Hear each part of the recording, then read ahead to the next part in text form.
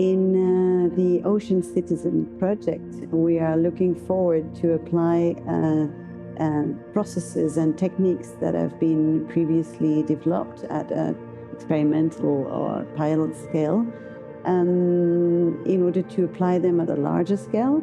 And these processes and methods have been developed for low trophic species, invertebrates, macroalgae production, and we are aiming to apply them to a large-scale aquaculture production units to have some information on their contribution in order to reduce possible impacts and also establish what are the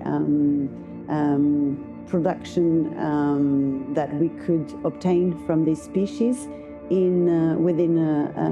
a structure of integrated multi-trophic aquaculture.